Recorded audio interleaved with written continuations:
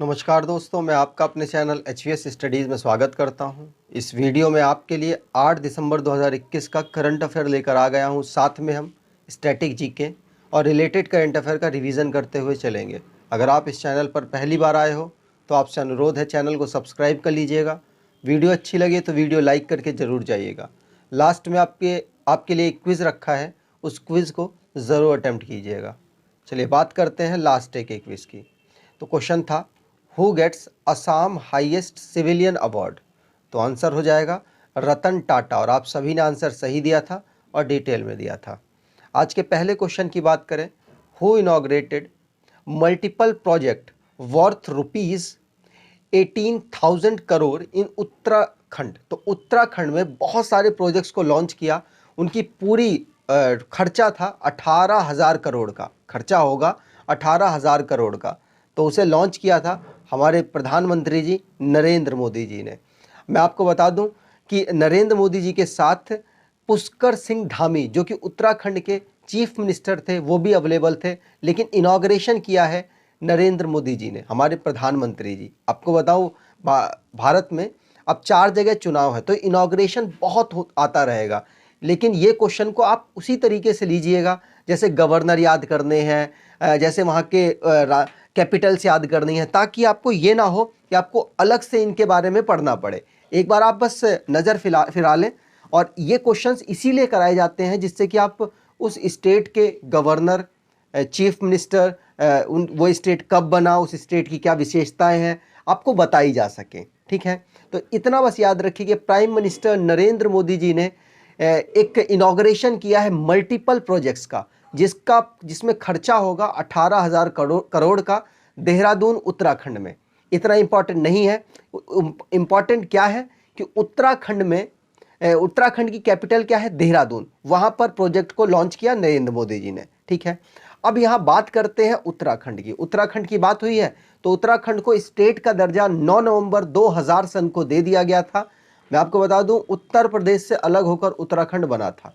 Capital इसकी है देहरादून, और जो कि विंटर कैपिटल है, और गैरसैन जो कि समर कैपिटल है।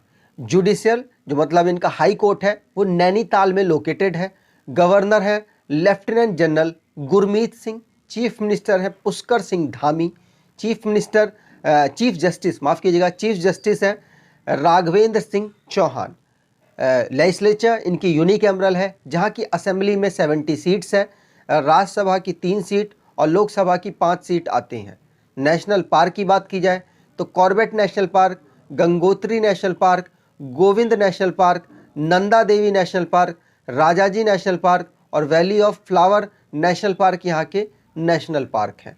मैप पर देखें तो उत्तराखंड 2 देशों के साथ अपनी इंटरनेशनल बाउंड्री लगाता है, चाइना और नेपाल। इंटरनल की बात की जाए तो उत्तर प्रदेश के साथ और हिमाचल प्रदेश के साथ इसकी बाउंड्री लगती है। आगे बात करें, अगला क्वेश्चन है, unix signs who's as brand ambassador. तो आंसर हो जाएगा, आप यहां पर शकल देखकर भी पहचान सकते हैं, मोस्ट फेमस बॉलर है इंडिया के और दुनिया के। तो जसप्रीत बुमराह को यूनिक्स के द्वारा अपना ब्रांड एम्बेसडर चुना गया है। यूनिक्स है क्या, तो इंडिया की मोबाइल एक्सेसरीज, मतलब मोबाइल के सामान बनाने वाली एक कंपनी है, और इसने क्रिकेटर जो कि फास्ट बॉलर हैं जसप्रीत बुमराह, उनको ब्रांड एम्बेसडर के रूप में चुना है। यूनिक्स की बात की जाए तो ये charger, earphone, data cable, power bank, wireless speaker, smartphone batteries और ब्लूटूथ वगैरह बनाती है। ठीक है, चलिए आगे बात करें तो यहाँ पर अपॉइंटमेंट किया गया है ब्रांड एम्बेसडर के रूप में जसप्रीत बुमराह का। अब बाकी जितने अपॉइंटमेंट रिसेंटली में हुए हैं उसके बारे में डिस्कस कर लें, रिवीजन कर लें। तो अलका उपाध्याय, जिनको चेयरपर्सन के रूप में NHAI का बनाया गया है। प्रदीप शाह जी, जिनको चेयरमैन बनाया गया है नेशनल एसेट रिकंस्ट्रक्शन कंपनी का। संबित पात्रा जी, जिनको चेयरमैन बनाया गया है इंडिया टूरिज्म डेवलपमेंट कॉरपोरेशन का, और बहुत ज़्यादा चर्चित चल रहे हैं, इसलिए एग्जाम में पूछे जा सकते हैं। स्मृति मंदाना, जिनको ब्रांड एम्बेसडर बनाया गया है गुवी कैंपेन का। गुवी कैंपेन IIT के द्वारा चलाया गया एक कैंपेन है, जिसमें बच्चों को टेक्नोलॉजी की स्टडी करने के लिए प्रोत्साहित किया जाएगा। लेफ्टिनेंट जनरल मनोज कुमामागो, जिनको हेड बनाया गया है नेशनल डिफेंस कॉलेज का, इंडिया से बिलोंग करते हैं। पराग अग्रवाल, जिनको ट्विटर का नया CEO बनाया गया है।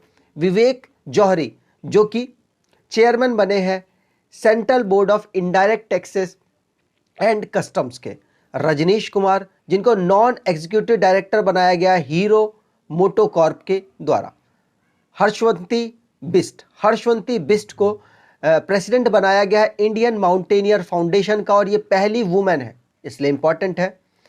अगर आप जनवरी से जून तक का करंट अफेयर कवर करना चाहते हैं तो आप ई-बुक डिस्क्रिप्शन बॉक्स से लिंक लेकर खरीद सकते हैं, से 29 रुपीज़ पे करके। इससे आपको बेनिफिट ये होगा कि आप जनवरी से जून तक का करंट अफेयर यहाँ से कवर कर लेंगे, और बाकी सारी करंट अफेयर की मंथली वीडियोस आपको प्रोवाइड करा रखी हैं, जैसे जुलाई, अगस्त, सितंबर, अक्टूबर और नवंबर की भी बना दी गई है, आपको 1 या 2 दिन में मिल जाएगी। ठीक है, चलिए आगे बात करें। अगला क्वेश्चन है, national armed force flag day celebrated on. तो आंसर हो जाएगा नेशनल आर्म डे, या फिर आप कह सकते हैं फ्लैग डे कब सेलिब्रेट किया जाता है, तो 7 दिसंबर को। एक एग्जाम में फ्लैग डे लिखकर आ गया था, तो आप कंफ्यूज नहीं होंगे। नेशनल आर्म डे कह लें या नेशनल फ्लैग डे कह लें, बात एक ही है, 7 दिसंबर को इसे सेलिब्रेट किया जाता है। इसका एम ये होता है कि जितनी भी हमारे फोर्सेस हैं, आर्म फोर्सेस हैं, उनके बेटरमेंट के लिए, उनको बेटर बनाने, उनकी जो कंडीशन है बेहतर करने के लिए फंड इकट्ठा किया जाता है नॉर्मल पीपल से, बड़ी बड़ी इंडस्ट्रीज से, जिससे कि उनके ऊपर खर्च किया जा सके, किनके ऊपर, आर्म फोर्स के ऊपर, और आर्म फोर्स को और बल दिया जा सके। ये इनका मेन मोटो है। तो 7 दिसंबर को नेशनल आर्म डे या नेशनल फ्लैग डे इंडिया में मनाया जाता है। आगे बात करें तो अब डेज को रिवाइज कर ले, नीचे से स्टार्ट करूंगा। बीएसएफ ने 57th रेजिंग डे 1 दिसंबर को मनाया है। वर्ल्ड एड्स डे 1 दिसंबर को मनाया गया। नेशनल पॉल्यूशन कंट्रोल डे और world computer literacy day, international day of abolition of slavery, ये तीनों डे 2 दिसंबर को मनाए गए। वर्ल्ड डे ऑफ हैंडीकैप्ड 3 दिसंबर को मनाया गया। इंडियन नेवी डे 4 दिसंबर को मनाया गया, और वर्ल्ड सॉइल डे 5 दिसंबर, इंटरनेशनल सिविल एविएशन डे और नेशनल आर्म फोर्स या फिर फ्लैग डे 7 दिसंबर को ये दोनों डे मनाए गए। आगे बात करें, अगला क्वेश्चन है, according to RBI which state become India's largest manufacturing hub. तो आंसर हो जाएगा गुजरात। गुजरात ने महाराष्ट्र को पीछे छोड़ दिया है, और अब आरबीआई के अकॉर्डिंग गुजरात बन गया है लार्जेस्ट मैन्युफैक्चरिंग हब। ठीक है, चलिए यहां पर बात करें तो गुजरात ने, मैंने आपको बता ही दिया, महाराष्ट्र को पीछे छोड़ा है। यहां पर बात कर ले गुजरात की, तो गुजरात की कैपिटल है गांधीनगर, गवर्नर है आचार्य देवव्रत, और भूपेंद्र भाई पटेल नए चीफ मिनिस्टर बने हैं। तो एग्जाम में पूछे जा सकते हैं। रिजर्व बैंक ऑफ इंडिया की तो मैंने बहुत बार आपको बता ही दिया है, 25वें नंबर के शक्तिकांत दास गवर्नर हैं, और केजे उदेशी पहली डिप्टी गवर्नर महिला बनी थी, तो वो नाम भी इंपॉर्टेंट है, रिसेंटली एग्जाम में पूछा गया। आरबीआई को एस्टेब्लिश किया गया था 1935 में। इसका स्टार्टिंग में हेडक्वार्टर था कोलकाता, उसके बाद 1937 में इसका हेडक्वार्टर मुंबई चेंज किया गया, और 1 जनवरी 1949 को आरबीआई का नेशनलाइजेशन किया गया। तो ये सारे जो क्वेश्चंस को आपको याद रखने हैं, एग्जाम में कोई भी क्वेश्चन आपसे पूछा जा सकता है। आगे बात करें तो अब यहाँ पर रिवीजन कर लेते हैं स्टेट से रिलेटेड जो भी इंफॉर्मेशन निकली है। पहला पढ़ लिया है, दूसरी लाइन है, झारखंड के चीफ मिनिस्टर ने हमार अपना बजट वेब पोर्टल को लॉन्च किया है। हिमाचल प्रदेश की पुलिस ने प्रेसिडेंशियल कॉलर अवार्ड उनको मिला है। संजय दत्त को ब्रांड एम्बेसडर बनाया गया है 50वें ईयर के सेलिब्रेशन के लिए। अरुणाचल प्रदेश ने केरला ने अपने टूरिज्म सेक्टर को बढ़ाने के लिए स्ट्रीट प्रोजेक्ट को लॉन्च किया है।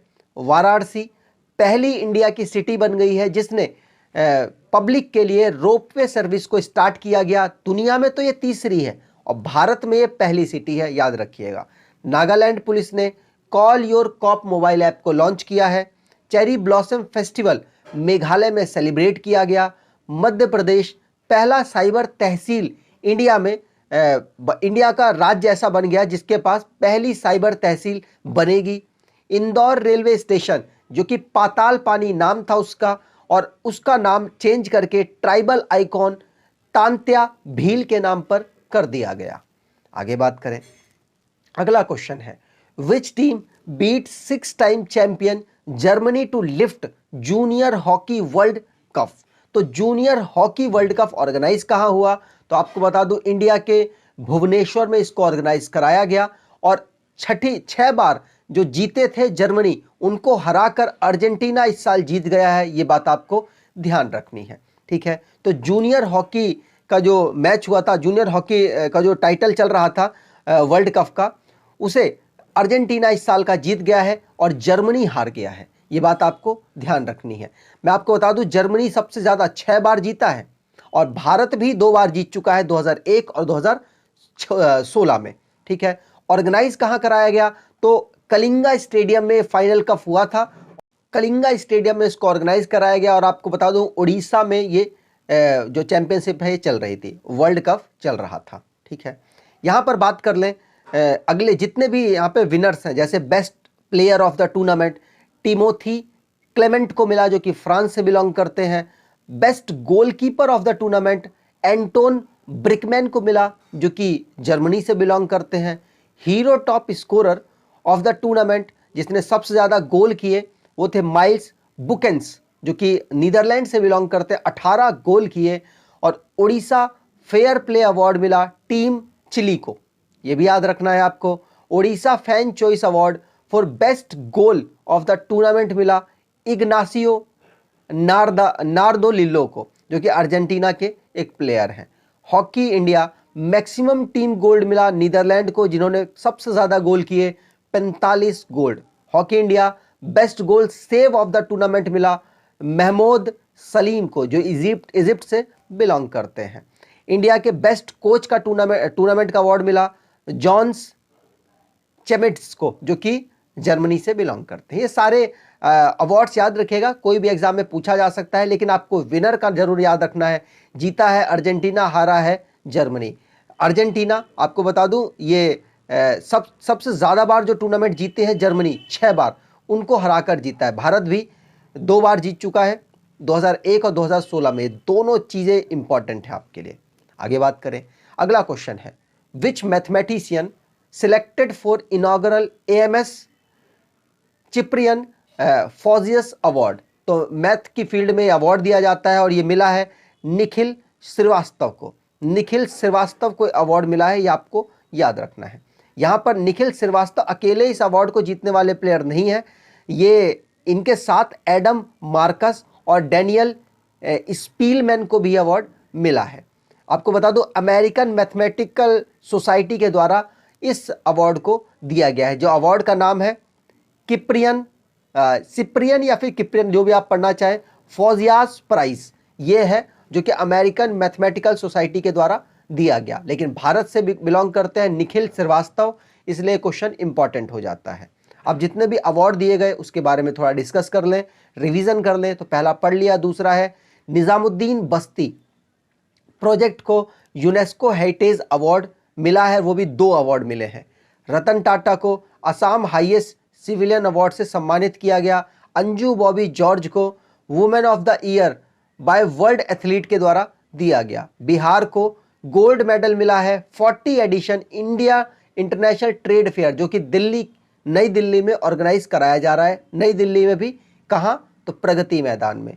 वी प्रवीण राव को 7th doctor MS Swaminathan award 2017-19 का दिया गया। लियोनल मेसी को 7th बालोन डी और अवार्ड से सम्मानित किया गया। फुटबॉल से रिलेटेड है ये अवार्ड। इंटरनेशनल प्रेस इंस्टीट्यूट ने NDTV और द वीक टीम को इस ऑनर से मतलब प्रेस का अवार्ड दिया है। आगे बात करें, अगला क्वेश्चन है a new book title 1971 charge of the Gorkhas and other stories. तो 1971 में भारत का जो युद्ध हुआ था पाकिस्तान के साथ, उसकी स्टोरी इस बुक में प्रदर्शित की गई है। इसको लिखा किसने है? तो लिखा है रचना बिष्ट रावत ने। रचना बिष्ट रावत के द्वारा इस बुक को लिखा गया, एग्जाम में पूछा जा सकता है। यहाँ पर बात करें तो 1971 charge of the Gorkha and other stories Rachna Bisht Rawat के द्वारा लिखी गई। रिवाइज कराता रहूँगा, आपको याद हो जाएगी। पहला पढ़ लिया। दूसरा है नरोत्तम शेखसरिया। नरोत्तम शेखसरिया के द्वारा ऑटोबायोग्राफी लिखी गई, द अंबुजा स्टोरी। वेंकैया नायडू ने एक बुक लॉन्च की, डेमोक्रेसी पॉलिटिक्स एंड गवर्नेंस, जो कि लिखी है डॉक्टर ए सूर्य प्रकाश ने। और अयाज मेनन की एक बुक है Indian inning, the journey of Indian cricket from 1947। मरूफ रजा की बुक है contested land, India China and the boundary dispute. मान की बून की एक बुक है जो कि यूएन के 8वें नंबर के हेड रहे थे, resolved United nation in a divided world.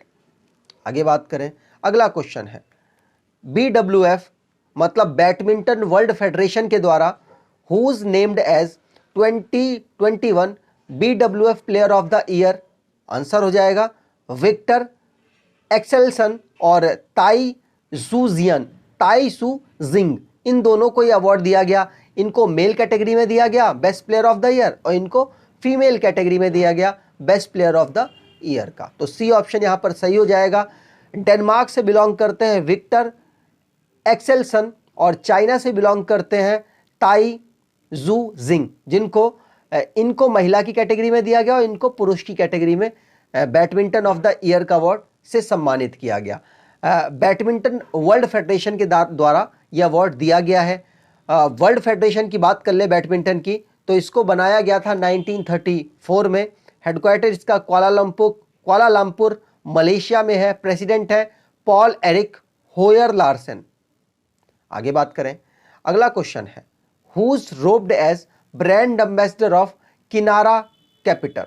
तो किराना कैपिटल के द्वारा किसको ब्रांड एम्बेसडर के रूप में चुना गया? तो आप इनको देख सकते हैं, इनका नाम है रविंद्र जडेजा। ये ऑलराउंडर है, भारत के सबसे प्रसिद्ध ऑलराउंडर में से एक है।